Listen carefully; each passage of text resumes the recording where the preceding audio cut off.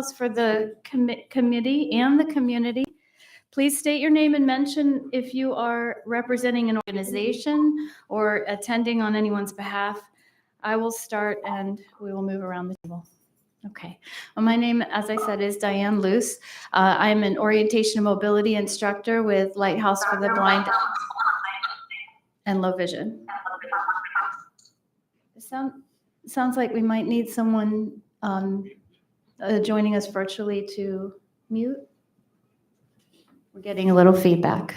So, okay. And then to my left. Thank you. Good afternoon. I'm Melanie Williams. I am on this board representing HART. Great opportunity. We talked about this in the elevator. We want to make a difference. So anybody can throw at us. We'll accept. Good afternoon. My name is Rashawn Tucklow. I'm attending on behalf of Karen Levy for McDonald Training Center. Good afternoon. My name is Janet Byer, member of the board. Good afternoon.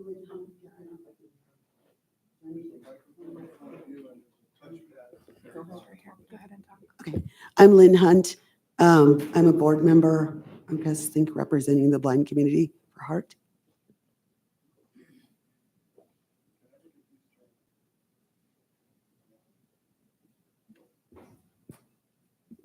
Oh, it's an actual button. Okay. My name is Marian Guizdala, and I represent the National Federation of the Blind.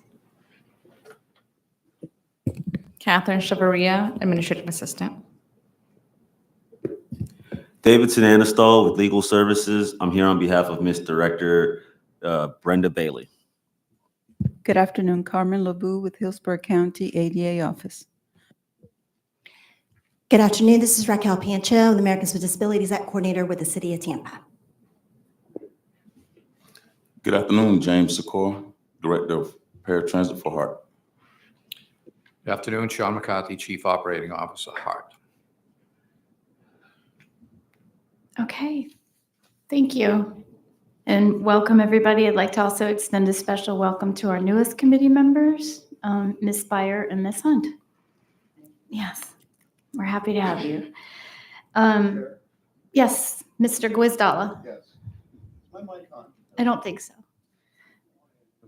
There you go. All right, now it is. I'd like to make a point of order. At the very beginning, you said as committee members wanted to be recognized or raise their hands. We have 3 members of the committee now who are blind. So could we change our protocol to saying our names to be recognized so that those of us who are blind know who's seeking the floor? Absolutely. I concur. So just for everyone in the room, if you're recognized to speak, just state your name prior to speaking. Okay, thank you. Ms. Williams. I just like to echo Miriam's sentiments. I think we just have to evaluate what the needs are up front, so we have people in a great position to begin and feel confident about what they're about to do. So whatever that includes, we just need to have those conversations ahead of time. Okay. Thank you. Yeah, I like that. Ms. Hunt. I don't know if my microphone is here. How do I use this again? Something. Oh, there it is. Okay, so I'd also like to add one thing, and I may be the only one in this situation, but I'm hard of hearing now, and everybody spoke really quickly. So if you give your name, could you kind of say it slowly so I can at least get what you're saying? Mm-hmm. Yes. Okay, thank you. And speaking directly into the microphone may help to, anything else? Any other requests in that similar vein from the committee? Okay. All right, thank you, everybody. Okay, our next agenda item is public comment. The HART Legal Counsel, Mr. Anastal, you're recognized for a statement, sir. Thank you. As a reminder, this is a section of the meeting that is dedicated for the public to provide comment. We ask that the committee members hold all discussions on public comment until the roundtable discussions or new/old business of the agenda.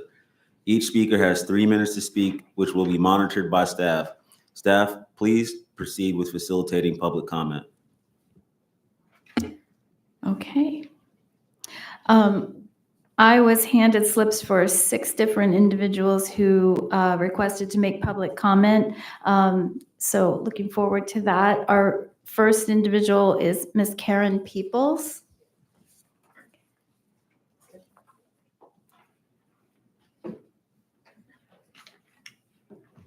Hello, everyone. I am Karen Pickles, and I'm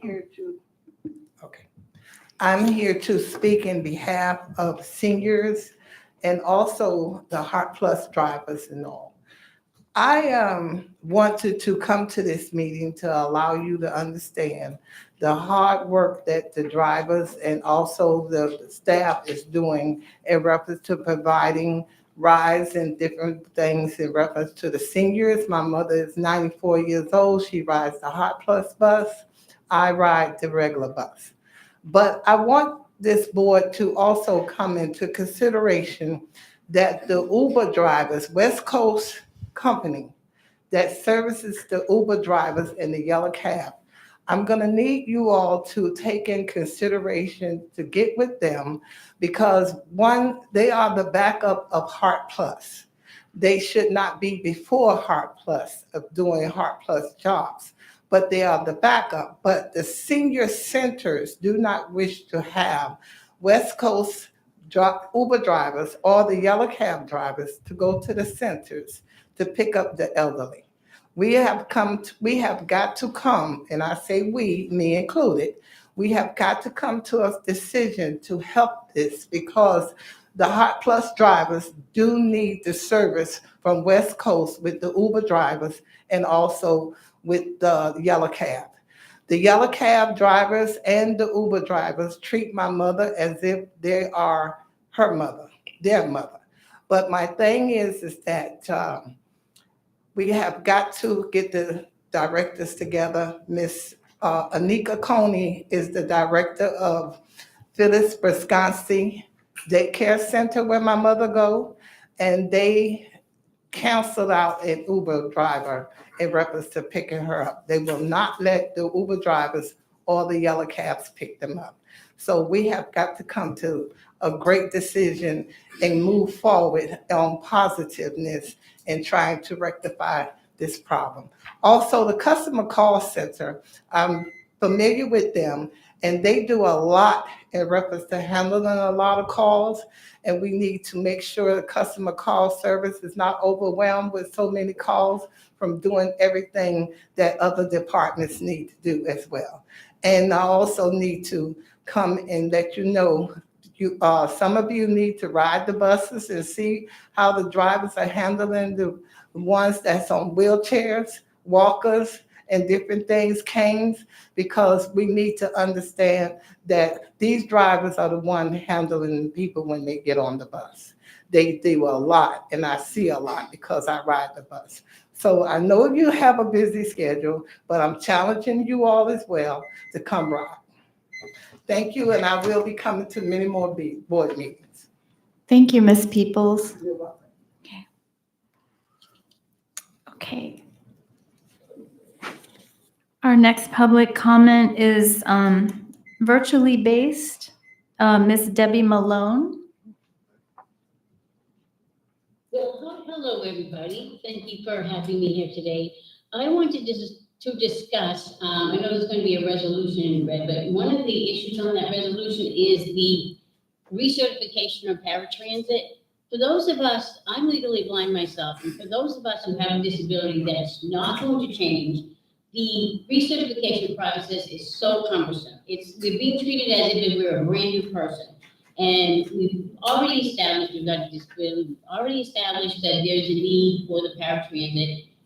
So the process for recertification needs to be extremely streamlined because it's really cumbersome. I actually am without service right now because I'm waiting. Did all my paperwork, had my interview. Now I still have to wait when I've already been a Heart Plus customer for 5 years. So it shouldn't be this cumbersome.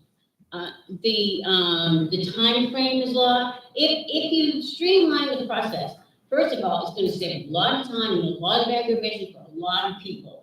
Secondly, it's going to save you money because you're not going to have to hire people to do all these long interviews and do all the other stuff because it's going to be so much less time and you won't be overwhelmed with all the applications because it'll be a different type of application, recertification. I'm very strongly asking you to please streamline that whole recertification process, but especially though for those of us who have disabilities that are not going to change ever. That was my main concern. The other was the cancellation policy. You can only cancel with a phone call. So there's got to be another method. There's so much technology out there that there's got to be another way to be able to cancel a ride, because you may be in a situation where you can't make a phone call or whatever. So that was just another little piece of what I need to ask you to do, but I'm really concerned about the recertification process. Thank you for listening. Thank you very much, Ms. Malone. Okay, our next public comment comes from Mr. Dan Hicks.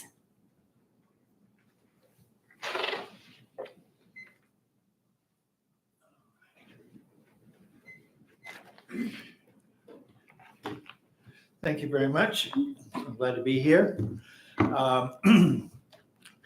Gloria Mills Hicks was my wife, and she had a passion to improve HART, the bus system and the paratransit. And so in her honor, I helped write this resolution that we're going to present today.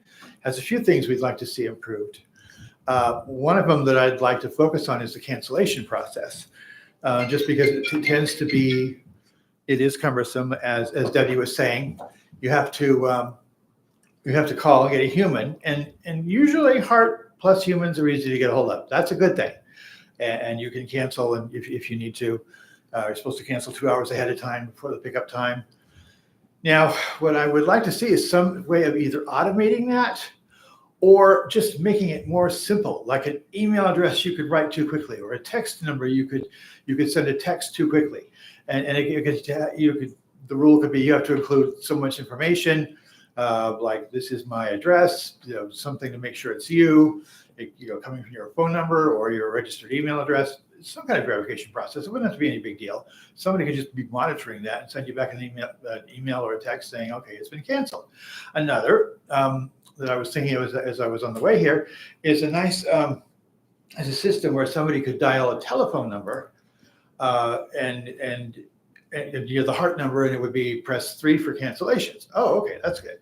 So and then you enter your confirmation number. You could get a confirmation number when you make a reservation, and maybe your registered number. Everybody could have a 4-digit number or a 3-digit number. All the patrons, however many digits you need, and then they end it with the last 4 digits of their phone number for security.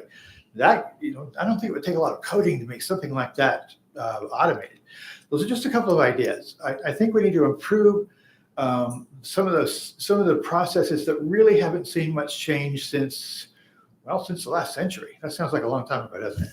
Anyway, so that's why I have these resolutions that we've had. It's actually one resolution, but I did bring copies, and I yield the rest of my time. I've always wanted to say that. Thank you. Thank you, Mr. Hicks. Okay. Our next individual from the public is Mr. Scott Greenblatt.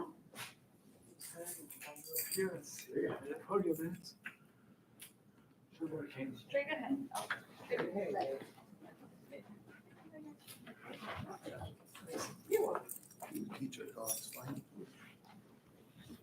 Dogs avoid obstacles. They don't always trying to find them. Speak, okay. It's on. Good afternoon, ladies and gentlemen. My name is Scott Greenblatt. I'm a board member for the National Federation of the Blind, and I'm here to speak about some ways to improve HART, because I was recently forced to take my kids to school in the mornings because my wife was unable to drive for a time, and I couldn't deal with the hour-and-a-half window that HART requires. You go to a location, you have to wait an hour-and-a-half before you can have a ready time to return. I couldn't deal with that every morning. I had a busier schedule than that. I had to take my kids to school in an Uber, and that got very expensive very, very fast. When just because my wife was able to provide transportation, I had to step up. I'm in credit card debt now for thousands of dollars because I couldn't deal with the time frame, and there's no way to get around it. I mean, if West Coast transportation would go beyond 10 miles without charging additional fees, all that would be, promising. But beyond that, there needs to be another way to get a quick trip in and out. When you have to go to a pharmacy, something like that, to get some medication for yourself, and you're just stuck there. drop by anywhere, any errands you're going to run. It doesn't make sense that an hour and a half always be necessary, especially because it can help the efficiency of the routes if people can just pick up, riders when they're available. Just similar to the idea of the cancellation policy with the phone thing, I would think that a good idea would be to be able to alert HART Plus when you're ready. It's kind of like an Uber kind of idea that when you're ready, even though it's before your window or it's within your window, whatever the idea is, you can text or email or something, a phone number, where you can let them know, hey, this person's ready at this point, and if anyone wants to switch around the schedule, we can make the system more efficient. So I hope that these ideas have, merit with you guys, and I hope that we can make some changes to make this a better system. Thank you so much. Thank you, Mr. Greenblatt. Okay. Our next community member is Miss Yvonne Rosanelli.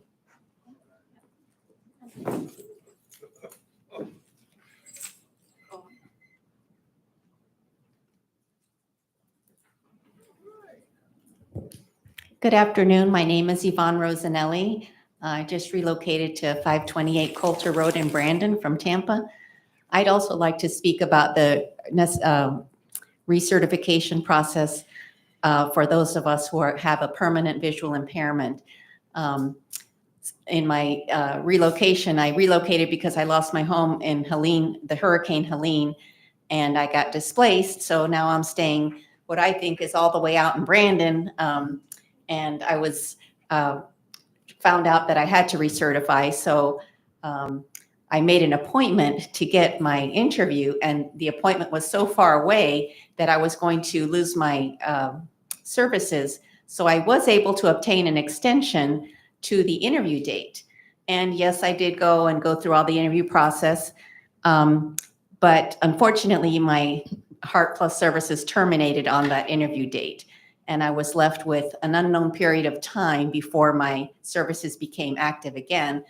And did go through quite a bit of money with rideshare services, traveling from Brandon to Tampa. I was taking some classes at the Lighthouse. And I did not know when my services would reactivate. I kept calling every day and nobody could give me a straight answer, whether it was a week from now, 2 weeks from now. So there was quite a bit of uncertainty there. So I think if that process could be eliminated for those of us who are permanently disabled, or certainly streamlined in some way, perhaps just provide a written documentation from your physician or something, I think that would be helpful to us. Thank you for your attention. Thank you, Ms. Rosanelli.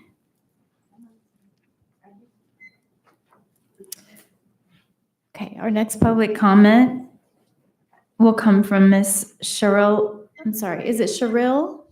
Cheryl O'Brien. Thank you, Cheryl. Would you like some assistance?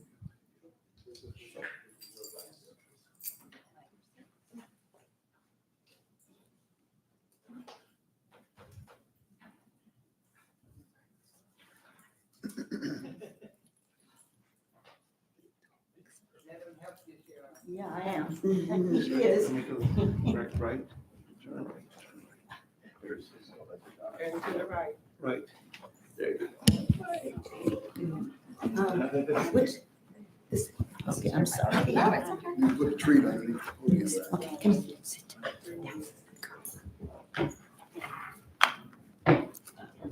Where's the mic? Good afternoon. I'm Cheryl O'Brien, representing the National Federation of the Blind of Tampa Bay. And the resolution is concerning Hillsborough Area Regional Transit Authority's paratransit policies and procedures. Whereas the National Federation, the National Federation of the Blind is a transformative organization of blind Americans. And whereas the Tampa Bay chapter of the National Federation of the Blind of Florida is a representative consumer organization of the blind in the Tampa Bay area. Whereas individuals who are blind and who are, as a group, unable to obtain driver licenses due to their disability, making individuals who are blind or who have low vision more likely to use Hillsborough Area Regional Transit Authority, HART's federally mandated complimentary transportation services. And whereas many of HART's policies and protocols, such as artificial return blackouts, longer than needed cancellation windows, archaic cancellation protocol, and unneeded recertification timelines for permanently disabled patrons are no longer efficient and effective, whereas due to the ineffectiveness and inefficiency of these policies and protocol, patrons who use HART's complimentary transportation services are subjected to unreasonable wait times, to cancellation trips, wasted time due to pickup blackouts, and unnecessary and burdensome paperwork and third-party verification of permanent unresolvable disabilities. Now, therefore, be it resolved by the Tampa Bay chapter of the National Federation of the Blind of Florida in a regular meeting assembled this 26th day of April 2025 that this organization call upon Hillsborough Area Regional Transit Authority, HART, to conduct a full examination of HART's paratransit policies by HART Management and its ADA Accessibility Committee, and be it further resolved that this organization urge HART to streamline its procedures by creatively utilizing its current technologies while actively seeking to update its technological infrastructure, and be it further resolved that this organization call upon HART to survey policies that other transit providers have implemented, such as permanent certification policies, narrower cancellation windows, and wider booking windows, with the goal of adopting customer service policies and protocol reflecting HART's commitment to make its paratransit services more reliable, useful, and customer-friendly. Thank you very much. Was that the entirety of the resolution? Yes, I did it. Wow, that was impressive. Right on the dot.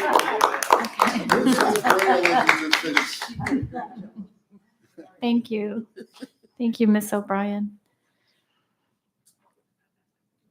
Okay. So this concludes the public input section of the meeting.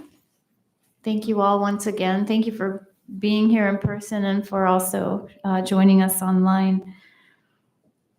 Okay, our next agenda item is the approval of minutes from the February 20th, 2025 ADA Accessibility Committee meeting. Are there any comments or corrections? Marion, I do. Mr. Guizdala? Is that mic on now? Yes, it is. So, well, I'm listed in the agenda as being both online and present in person. So I was present in person that day. I thought there was something else. I think the other was just a spelling error, but that was the one. I was here present and not virtually. Okay. We will note that. Okay, we'll note that. Thank you. Any others? Okay, Ms. LeBlue. This is for today's agenda. If So it's an agenda, a change or a comment on today's agenda, or the minutes from last meeting? a change. On the minutes or today's agenda? The Today's previous agenda. Okay, so would you mind holding that for a moment? Sure. We'll just, okay. Are there any other changes or comments on I do. I have my notes here. I'm sorry, Marion. I have my notes here. Marion? The other was it said that I made a motion to. Oh, hang on, your mic isn't on. There you go. Is it on now? Yes. Oh, someone touched it. Okay. That I made a motion to accept someone as a chair, or however, it doesn't have your name in it. Okay, Okay. thank you. And there was a vacancy was misspelled. So other than that, that was it. Okay, noted. There we go. Any other comments or correction to the minutes from the last meeting? Okay, is there a motion to approve the minutes? Motion approved. Okay, thank you, Second. Thank you, Ms. Williams, thank you. And second from Mr. Guizdala. All in favor, please say aye. Aye. Aye. All opposed, say nay. Okay, the minutes approval has passed. Okay. So when, I need a little help, when would be, if Ms. Lobu has a suggestion for today's agenda, when would be the best time to address that? Is it acting today? It's for today, Ms. Lobu? Yes, Madam Chair. Okay. Okay, go ahead, share with us, please. It's just a minor. Where it says membership, it states that someone's here representing me. So maybe that can be corrected. Noted. It would be corrected. Okay, Thank you. thank you. Okay. All right, the next item on the agenda is presentations. Mr. McCarthy, the HART Chief Operations Officer, will introduce the first presentation. Thank you, Madam Chair. Sean McCarthy for the committee. HART Director of Paratransit, James Secor, will give an overview of the last quarter's paratransit service statistics.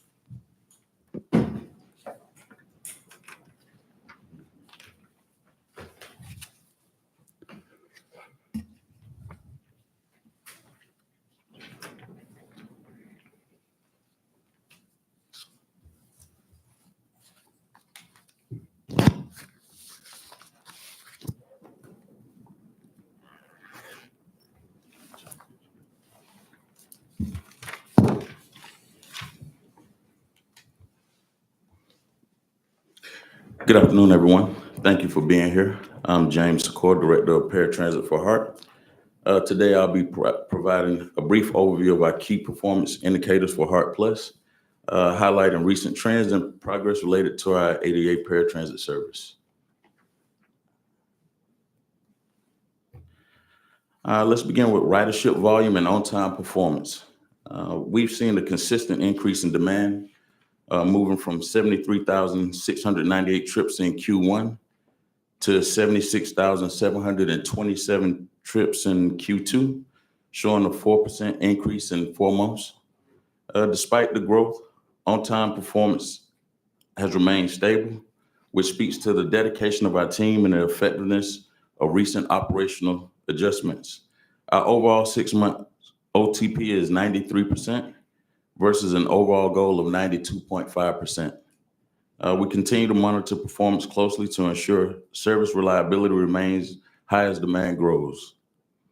Our annual growth of trips, this slide also shows our year-over-year growth trajectory. In FY22, the system averaged 16,204 trips monthly, which totaled to just under 200,000 trips in FY22. FY23, the trip count increased by 11% to 17,941 trips on average, totaling around 215,000 trips in FY23. FY24, the trip count increased by 31% to 23,591 trips on average, totaling just under 285,000 trips in FY24. The steady rise in ridership reflects the increased reliance on paratransit services and improved community awareness. With the current trend, we're projecting exceeding 300,000 trips system-wide by the end of FY25. This growth emphasizes the importance of resource planning, including staffing, fleet capacity, to meet the future demand.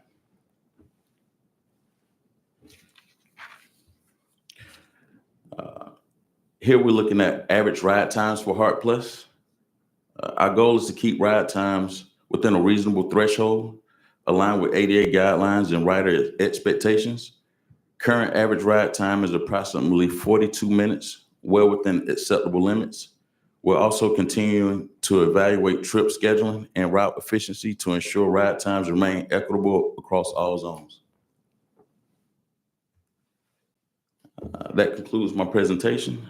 Thank you for your attention and continued support, and I'm available for any questions. Okay, I have a question. Thank you. Okay, Ms. Williams. Thank you so much. Thank you for the presentation. Yes, ma'am. And I was looking on page 2, I think this is 2, the volume and on-time performance.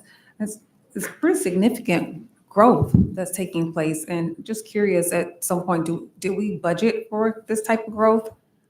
It may be a question you can go back and let me know in the future, but this is significant, 11%, 31%, and it's even gonna, even be more. And with the number of drivers and so forth that we hear, I just would be curious what our intention is and how we plan to close the gap at some point. Yes, ma'am. We've been having those discussions, and we are planning for growth for FY26.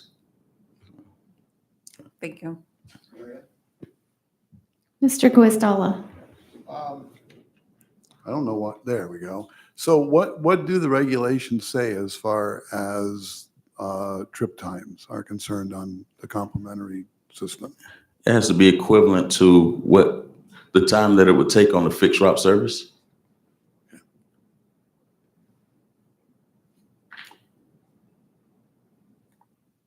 Any other questions? No? Okay. Thank you so much. Thank you, Mr. Secor. Thank you very much for that presentation. And again, we're happy to have you here. Welcome again. Yes, it's nice to have a director of paratransit again. Okay, so reports are next. I guess the chair's report. That would be me. I don't have anything to report per se. I guess I can report that, and again, I'm Diane Luce. I can report that I did participate with Mr. Guastalla recently in the last quarter with training at HART for a new class of both fixed route and paratransit drivers. The training went well. I felt like it was a good class. They took the blindfold activity very seriously, so that was very nice.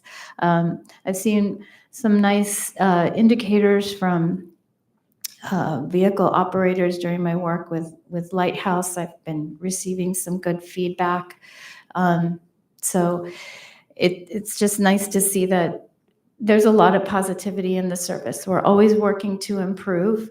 And that is the one thing that everyone in this room shares, that we are always going to strive to improve, that we'll probably never hit a point of perfection because we'll always strive to improve. So on that note, as I think about the tone that I want to take with meetings throughout this year, I know that HART has the initiative of HART for All. And I just want everyone to know that in this room, this is a room where this is HART with all. And that everybody in this room, regardless of how you got here and why you're here for a purpose. And your being here is meaningful. Whether you speak up or not, in whatever way you support whatever way you support HART, whatever way you support HART, it is important. It is important. I'm going to, again, turn my attention to our newest committee members, and I want to say, again, I want to emphasize that Ms. Beyer, Ms. Hunt, you are here for a reason. Whether you were invited to apply for your position or not, I don't know in your case, Ms. Beyer, but if you were, it was for a reason. And if you accepted that invitation to apply, again, you did that for a good reason, and you were selected for good reasons. So don't underestimate your value.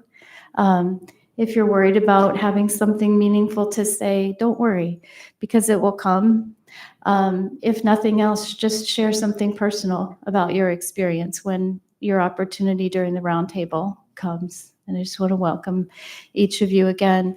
And again, just to thank everybody, all of our leaders here. Janet? Yeah, all of our and just say again that as we move forward, I attend every meeting with the idea that we are HART with all, that all points of view, all perspectives are invited and welcomed. And though we may not always agree, we will have civil discourse, and keeping in mind that, again, we're always aiming for the same goal. I'm really happy to see so many people coming to give public comment. I hope you keep it up. Please do. I know you were here mostly for a specific purpose, but your input is so important. You bring life to these meetings, so thank you. Okay.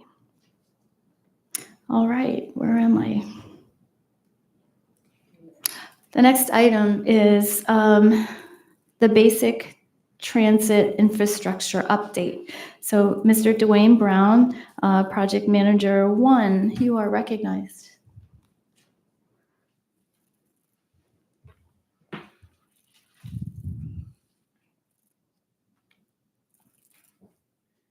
right. Good afternoon, Madam Chair, Mr. McCarthy and committee. My name is Dwayne Brown. I'm the Basic Transit Infrastructure Program Manager here at HART, and I'm going to be going over some of the projects that we have done over the last quarter.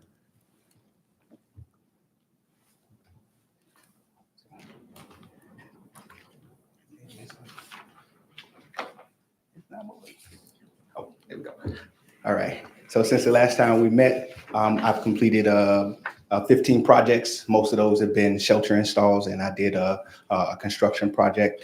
I have 4 projects that's in design currently right now, and I have about 5 projects that are in construction. The first project, this is a project that I completed. It's up in, it's actually in District 2, but it's up in almost in Lutz off the Route 42, I believe. At Sinclair and Hills and Livingston Apartments, that was requested for us to put a new bus stop there and make it ADA accessible. So we completed that project. It took like a day to do. This project, Memorial Highway at George Road, that project is ongoing right now. I was out there this morning. They were pouring concrete, and that should be completed by the end of the day. The Hillsborough Avenue at 43rd, we're doing this project in conjunction with the Hillsborough County School Board. They gave us an easement for this project. This project should be, is just getting signed off by the CEO, so it should go up under construction like in the next week or so. We have the Main Street at Willow and Main Street at Rome. Those are 2 projects those are 4 bus stops that are being done here too. That project also as well is waiting on the CEO signature, and the same company that is building the Memorial at George is going to be doing that project as well. Davis Road Corridor, that project is being done. It's one of our projects, what we do up under the county impact fees. We have been planning this project for years. We finally got it designed, and it's going to go into construction here very shortly as well.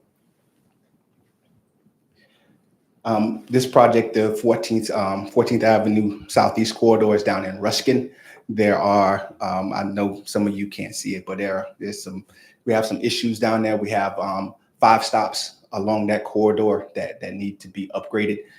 So that project as well is going up to the CEO for signature, and we'll be starting that project here probably within the next 2 or 3 weeks.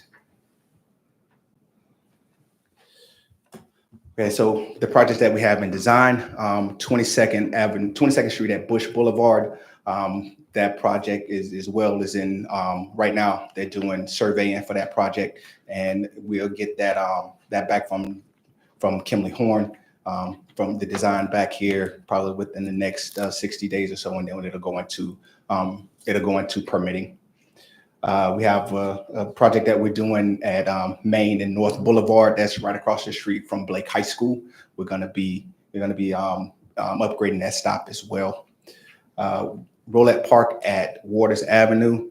There's actually we added on another bus stop. There was a patron that came to us and requested a bus stop right near it. So we're gonna be so while we had the survey out there, we just added that onto it. So we're adding another bus stop to this one. But this one is going to be a bus bay there at this stop. It's a time stop that's there. 131st Avenue at 15th Street. This project was actually requested by by a patron that came in and spoke at the last meeting. So they were requesting that the bus stops there be upgraded. We went out and we did a review of the bus stop, and we noticed that there's 3 bus stops at that corner, and we're going to be upgrading all 3 of those bus stops. And then we still have the project that we have in-house design right now is at 21st Avenue, at 32nd Avenue. We're still waiting on the easement from the city. We talked with the city this week, and they're expecting it has to go through the city board or whatever for them to approve it. But once it gets approved, we should be getting started on that project. Shelters. We have, from the last time, I think we had 78 shelters, and now we have 92. Well, correction, we have 93. We have a shelter that's going up today. And then we are still moving forward with more shelters that's going to be placed out. We have about 54 shelters that are out at our Casey Road facility, our laydown facility, where we're getting ready to install. Also, one last thing that's not on here, the basic transit infrastructure and PMO, along with the planning department, we're conducting a system-wide bus stop survey where we're going to every single stop and doing a stop review, making sure, checking. Last time we did one was in 2022. So we're going back out to check the bus stops, inventory everything that's there, make an assessment on the bus stops, and making sure that we are fixing stuff that needs to be fixed. That's all I have for this month, for this quarter. Any questions? Any questions? I have a question just regarding, you mentioned in a couple of cases, well, one of the persons was an individual who came to the last meeting, but if someone that you're installing bus stops based off of requests from the community, so is there a certain process for how, if someone has a request for a bus stop, for how they would make you aware of that? And then what are the considerations that you have to give? Okay, so currently right now we have about 330. So according to our last bus stop survey, we have about 331 bus stops that need some sort of improvement. And we don't really have an order in which we do it. We just kind of, this needs an improvement, and we just move down the line trying to fix those. And when people from the community come to us, more than likely, if they're saying they have an issue at the bus stop, we already know about it. We just kind of move it up on our list to fix it, because if they're all broken, they all need to be fixed. There's not one that is more important than the other. It's just that we have to take advantage of, where we're getting our funding and how we're gonna do the bus stop, and where it most fits and what's gonna be the most economic for us to do at the time. Okay. Does HART ever, this is Diane, does HART ever entertain requests for adding a bus stop to a route? For example, if someone needs something closer to their home, or to help them avoid a crossing, or even moving a stop location, assuming it's not a shelter and a pad? Okay, so that is a question that we would get together with. So that will first go to our planning department, and they will look at it, and they would say how the route goes, and because they are the ones who decide where the route goes and what needs to go where. Once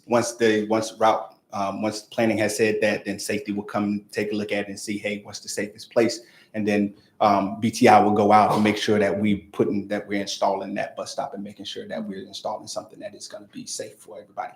Okay. Okay, thank you. Oh, Ms. Pancho. Yes. I don't have a question, but I have a request. So as you're out there doing the 8A surveys, if you happen to see any sidewalk access concerns that fall within the City of Tampa's inventory, please don't hesitate to contact me, and I'll try to work with our mobility team to get those sidewalks repaired. Yes, ma'am. So we have a new software program. What we have is with that we're using that's allowing for us to be able to not only to digitize how we're doing it and be able to get back with you. We're also taking pictures, and has everything on there. So, and as a part of that, it says that we talk about access and what are the what are the hindrances for access to people. So it's all in that little, in our new format, what we're using, and we're going to be able to have something really good. We've done Route 1 is complete, Route 6 is complete, Route 5 is complete, and we're on Route 7. I'm doing 7 is almost done, and then we have another team that's doing that's finishing up Route 6. So we should be 6. Yeah. So they're finishing up 6, and then we're just gonna move along through the routes and try to get through it. But we have to go to each individual one, and Hillsborough is big, so it takes a little bit of time to get through. Yes, ma'am. Okay. Thank you. All right. Thank All you. right. Thank you, Mr. Brown. The next item on the agenda is follow-ups to requests from the ADA Accessibility Committee members. Is Ms. Sanchez here?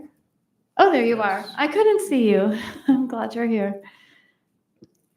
Good afternoon, everyone, and happy belated Mother's Day. I'm Catherine Sanchez, Manager of Customer Service for HART. I don't have too much information on the follow-up request. Some of the requests were already addressed in your packet, and the full report is in there for more information. I do have an update is for our customer service stats. It's not in your packet, but I will go ahead and I'll send Catherine the update so you can have that once updated. It's for the last quarter. I'll start with the inbound monthly calls. For the month of February, the customer service team received 16,545 calls. In March, it was a little increase for 17,673 calls. And in April, we received 19,742 calls. Mm-hmm. In April, we did have a service change in March 30th. So that tends to increase the calls. And we also transitioned from our One Bus Away app to the Transit app. So those customers transitioning through those apps would reach out to us. I also have the average queue time. So that's just the amount of time that the customer is waiting on the phones to reach a representative. For February, our Spanish queue was 4 minutes and 27 seconds. Our English queue was 2 minutes and 47 seconds. In March, Spanish was 3 minutes and 20 seconds. So it went down a little bit. And English was 1 minute and 51 seconds. And in April, we went down to Spanish 2 minutes and 46 seconds, and English 1 minute and 25 seconds. So customer service also had a shift bid in March 30th, and we're happy to announce that we added an additional customer service reps to be total of 15 reps. So of course, and no one took vacation in April, so that would account for the lower stats. So that concludes my presentation. Happy to answer any questions. Ms. LaVue. Thank you, Madam Chair. Welcome to our new members, Janet and Lynn. It's great to have you with us. For Ms. Catherine, my question is, what is the turnaround time to answer a call if there's a message left within the customer service team? An answer to answer calls. Complaints, concerns, waiting for a bus, missed by a bus. And when you say left, is like a voicemail? Well, okay, I'll give you an example, and I'll speak on behalf of this gentleman who called me, who wished to be here, but he couldn't because he had dialysis appointment. So what he explained was that, let's see, that on May 5th, he went to Marion bus station, and there was a situation with the driver, him and his wife, at around 5:15, and I'm not familiar with the time or the bus routes, but I guess it involved bus 9 and 12, where he couldn't get a ride. I couldn't really understand, but the point is that he said that he called in May 5th, and nobody has returned his call, and it's crucial for him to take the bus because he has dialysis appointments. And Uber is getting really expensive. So he said that he had called several times. So in a situation like that, what do you suggest we do or they do? Of course, and I'm sorry for that incident. Of course, if I can get more details, I will definitely follow up. In general, if we do receive the call and there's a complaint, it's put into our system. We call it our C-Click Fix system. And we try to assign it right away to our, whether it's for HART Plus or for our bus. and then we acknowledge it within 24 hours. The resolution, of course, is going to might take a couple of days because there's a lot of investigation to be done, but at least we try to reach out to the customer. If it's through C-Click-Fix, we ask for an email. That way they can get an acknowledgement. So 24 hours to 48 hours. Thank you, Ms. Catherine. And you're also available if we Absolutely, yes. Yes, they can call me send you an email. directly. I Don't know want to Ms. bombard you, but Ms. Lebu and Ms. Raquel and Ms. Luce as well, they reach out to me directly. Email as well. If I'm in a meeting, I will try to send it over to my leads to address it, but definitely we want to try to address. And if we can't address it right away for the concern, at least try to get the resolution if we need to, get them to where they need to go. we appreciate that. Thank you so much. My Marion? pleasure. Yes, Mr. Guastalla. So you were talking about the queues. Is that the hold time that Yes. you're referring to? Correct. Because like this morning I called, there were 3 calls ahead of me. I stayed on hold for 7 minutes with only 3 calls ahead of me. And there are times when, I know I've called in and others have called in and there's 10 and 14 calls ahead of us and we're on hold for 20, 30 minutes. So I'm just wondering where we come up with the 1 minute plus hold times. Yes, this is an average of the total amount. So for example, I gave in April, we received 19,742 calls. So that's the average of what the Spanish and the English queue was. But yes, definitely there are going to be peak times. So that's why I always recommend even writing or even calling. If you have a flexibility to call within those outside of those peak times, early in the morning or late in the afternoon, it's going to be best. And also I want to remind you that customer service is open from 5 a.m. to 1 a.m. So if you can leave those calls for a little bit later, yes, we do have less reps on duty, but then they're going to be less calls on duty as well. Hopefully that helps. Okay. Any other questions? Well, I guess I want to follow up on that, in concerning as far as talking to someone at HART. We can only make paratransit reservations between 8 and 5. And coincidentally, those are the hours that most people work. So is there any reason why 8 to 5 is the only hours we can make appointments? And is there a way to open that up? We can definitely look into making those changes. No promises, but that's how it's always been set. What I would want to remind everyone, you can call 3 days in advance. So that would be something that, let's say you can call on Sunday and then book your trips for Monday, Tuesday, and Wednesday. And then we also have, we've set up subscriptions. So for those folks that are going to a certain location, work, school, dialysis, et cetera, that that it's going to be a repeated trip, we can go ahead and set up a subscription so you don't even have to call and set those up unless you need to cancel. So hopefully those are some workarounds.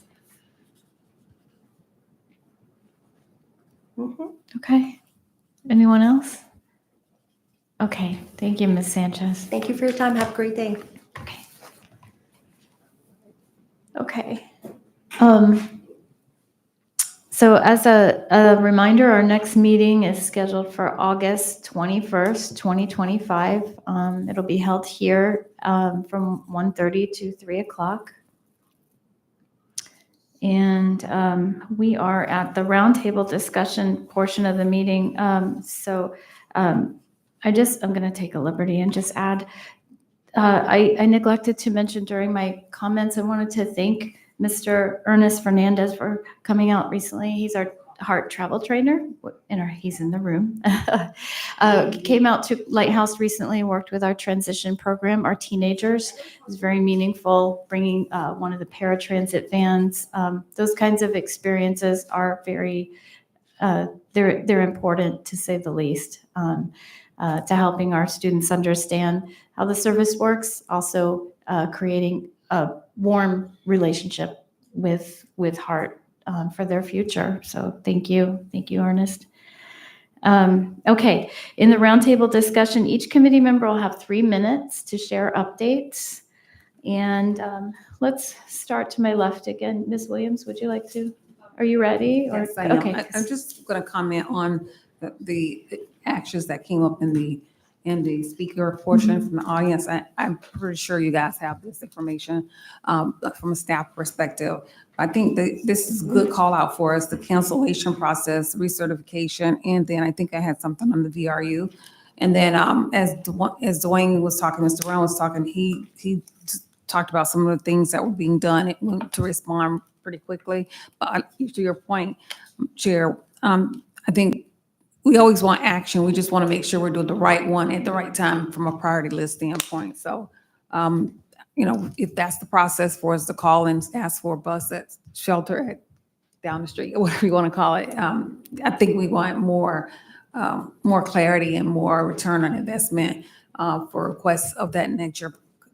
It could be the right one. I just don't know the process with that as well. This is the first time this has come up that I've heard. And then the other, Mr. Brown talked about the existing changes or updates he's making towards the shelters. And then there's also the new stops. So I kind of segmented that to say, okay, the existing process of going through their steps and they're looking at where we need to be more visible. I mean, where we need to be safer or provide ADA updates. And then the other aspect is new stops. So that was a real good call out for me because I thought it was for all bus stops, and it was, and the initial update was for the existing, and then the new stop, there's a different process for that. So those are my notes, and I think that what I do in joint venture with Mr. McCarthy and discuss some of these things in the greater board meeting for HART. That's it for me. Thank you. Thank you. Ms. Tucolo.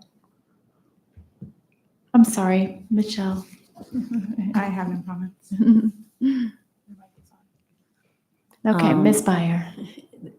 Thank you for the welcome. I'm very glad to be here, and no comments. Ms. Hunt? Your mic is on.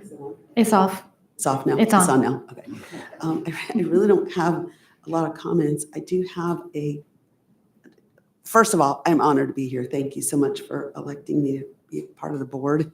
It was kind of nerve-wracking because I didn't know what I was going to do, but thank you for everyone who was patient. Then I'm just curious, if I have someone who is interested in either obtaining a bus stop or B, needing some of these other things answered, I do know how to contact the board members, but for people who don't know how, is there something that I can tell people to let them know, okay, this is what you can do if you have questions, comments, or concerns about the things that we talked about? Is there anyone who'd like to comment on that? To respond to Ms. Hunt? Sorry, I'll Ms. just say Williams? HART staff I'm sure they'll take care of it and get back with you for the next, either prior to the next meeting, or we'll have a discussion at the next board meeting. Thank you. You're welcome. Oh, yes. So if you have any requests for bus stops or anything like that, we have a C-Click fix where they can go on and the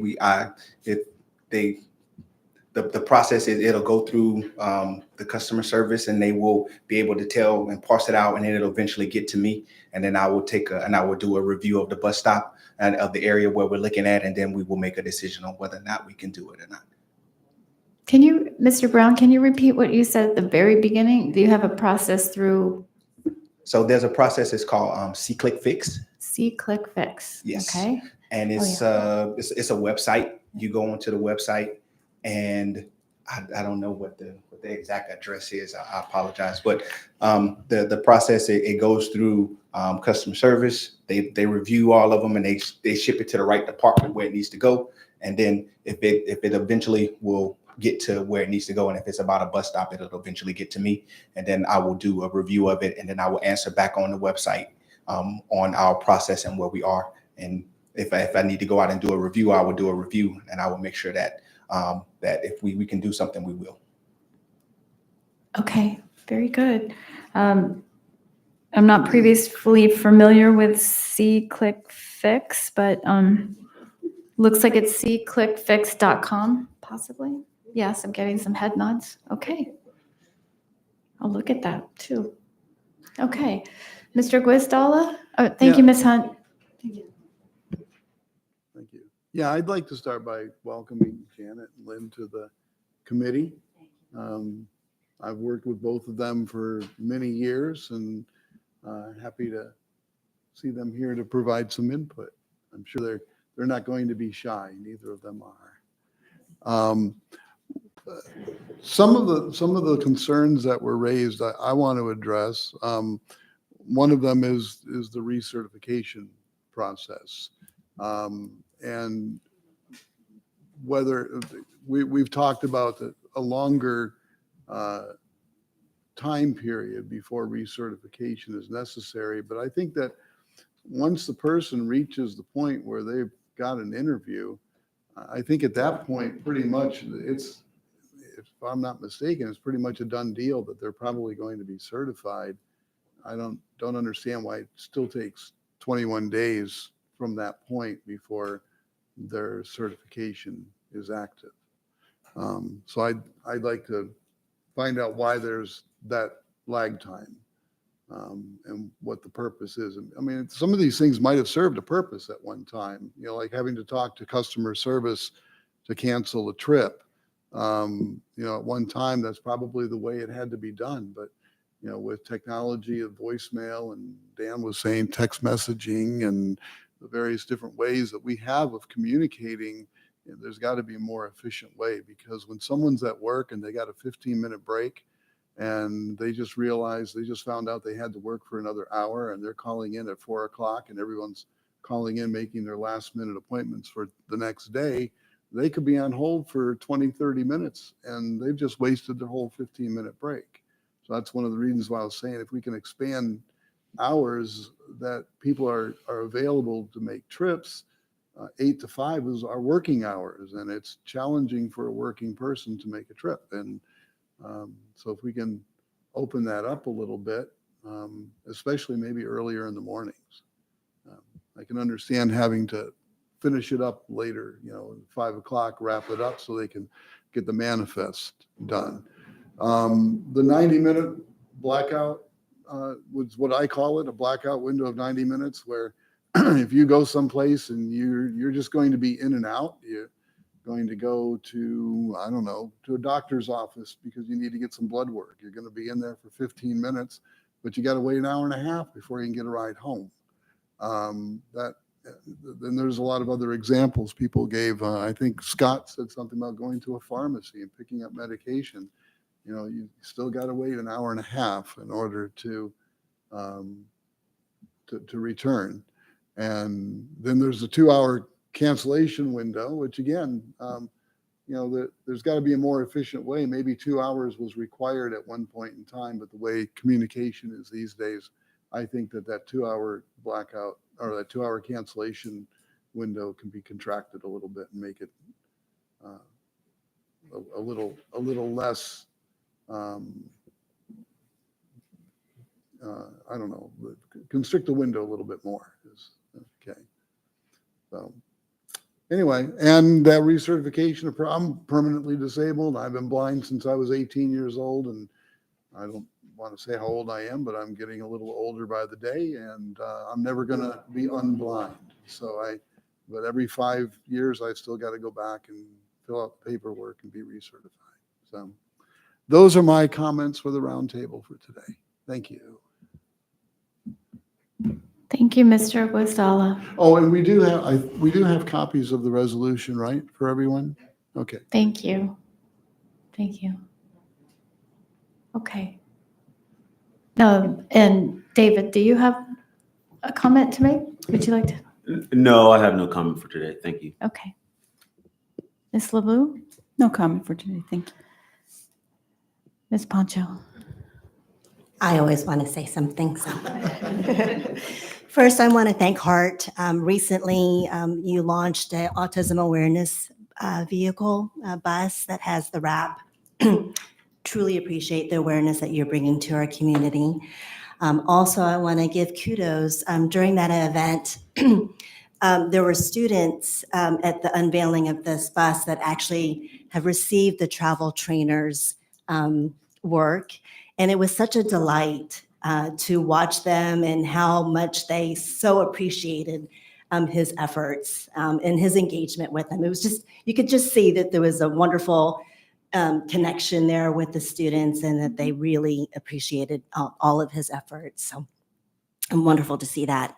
I do want to share, and I brought this up last time, the community member called me recently within the last 2 weeks. He's an individual who uses a wheelchair, and Catherine Sanchez is always incredible. She follows up with the concerns that I bring to her, and I have reported this to her. He did share that in one single afternoon, he believes it was the same bus driver who denied his access onto the bus twice. And he's an individual who has shared that the drivers in the past have shared that the buses are too filled. So I did provide the information to Ms. Sanchez. I just wanted to bring this to the committee's attention again, because at least in his instance, he's the one who's sharing it with me. He's tried to encourage others to talk with me, but nobody else has contacted. So thank you. Okay, thank you. Ms. Williams? So just in response to what you were saying, Ms. Pancho, deny access is when the bus is too full and then they move on to the next, wait for the next bus to come around? Is that what that means? Is that the only time we Right. utilize deny access? I think that we should get some tracking on that, because that might give us an idea of where, how many people, well, I'm sure you guys know that anyway, but just look at the number of people and the stops and so forth. So it tells me that that route is super busy if we're denying access. So just take away for us. Thank you for bringing that to our attention. And I believe we had similar discussion in the last meeting as well. Ms. LeBou? And that was the concern of the patron that called me as well. He uses a wheelchair, and I guess if we were saying denied access, that happened to him with those 2 buses. Okay. I guess I'm really, just to make sure. So if someone has a wheelchair and they are able to get the wheelchair on because the bus is full, do they radio someone? How does that process work? And maybe we could bring it forward next month, when we have our next meeting, but just understanding the basics of the recertification, cancellation, denied access, and then also just overall, what Mr. Merriam talked about technology and utilizing technology to help speed up our ability to serve our patrons. Okay. Thank you. All right. Thank you, Ms. Pancho. Mr. Sakor? No further comment. Okay. Mr. McCarthy?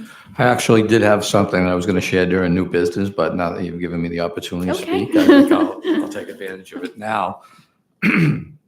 So just a couple of informational items for the committee.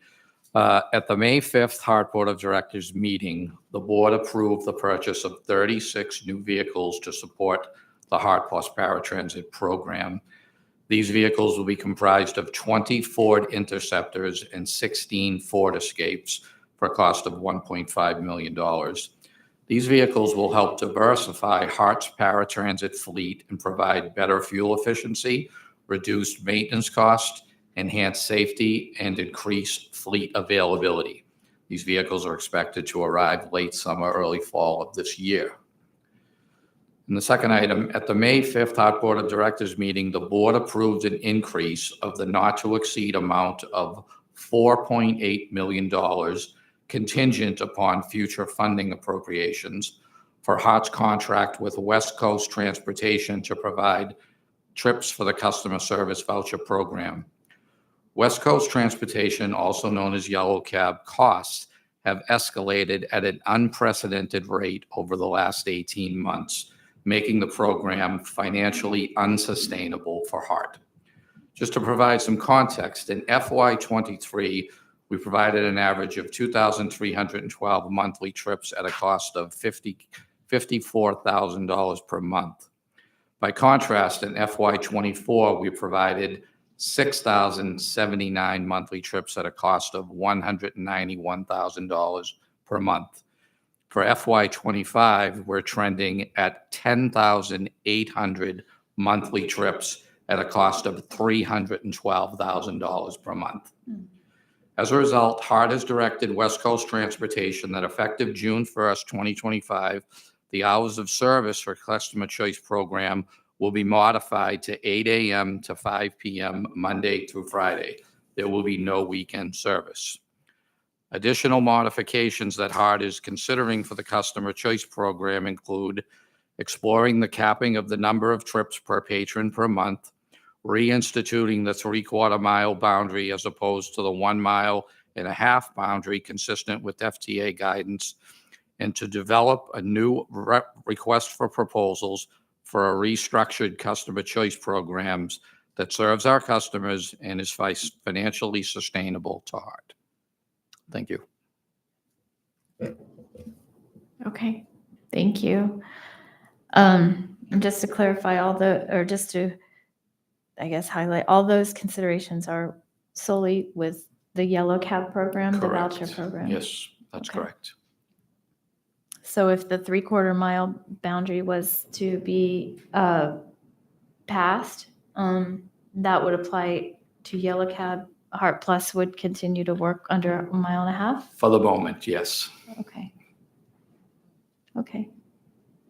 That seems foreboding. All right. Do you have that report in writing? Your notes? My mic's not, there we go. Do you have that report in writing so we could read it again, review it? I'd like to see all those numbers and Sure. digest them. It's a PowerPoint presentation. It's not a report, but Okay, certainly well, make if that, you- yep, if- yeah. staff will make that available. Okay, good. Okay, thank you, Mr. McCarthy. Okay, so we have, the next item on the agenda is old business. Is there any old business?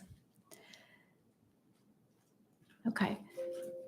And then new business, is there any additional new business? We don't tend to use these agenda items very often. I'm not sure I can recall when we had something on the agenda under these items. So, don't let that make you nervous. If you have something you want to bring up, I say bring it up.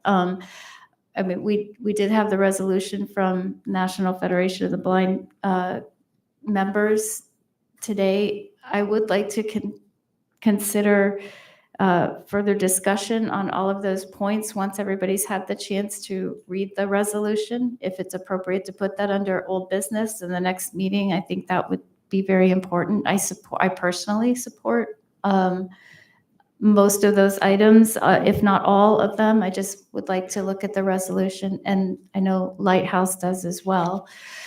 So would just like to continue those discussions, on improving those aspects of the paratransit system. Yeah. Okay. Marion, Mr. Guisdala.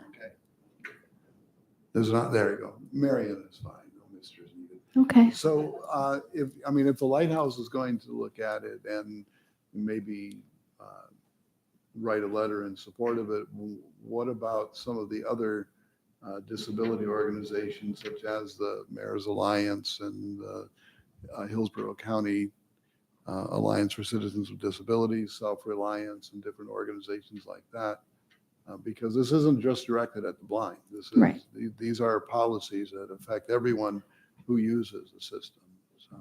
Mhm. Yeah, I personally think any way that we can raise the volume, or at least represent how important this is to the community, would be positive. So if NFB could make sure that the resolution gets in the hands of those interested parties, and then let them make their decisions about how they would, like to proceed with supporting it, if that's the plan, I think is a wonderful idea. So encourage your membership to do that for sure. Okay. Dan Hicks and I were the proponents of it, and we'll head that up. So. Okay. Thank you. Okay, it is 2:48 p.m. We're about to adjourn, but I just want to say two things between now and when we meet next time.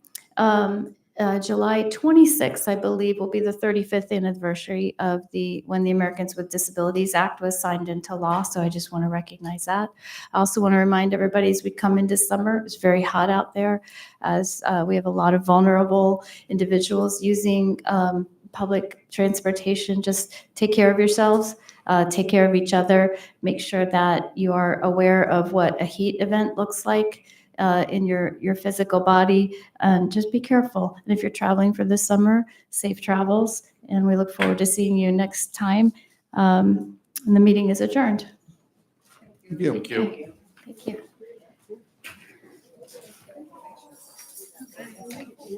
What's that? Which part?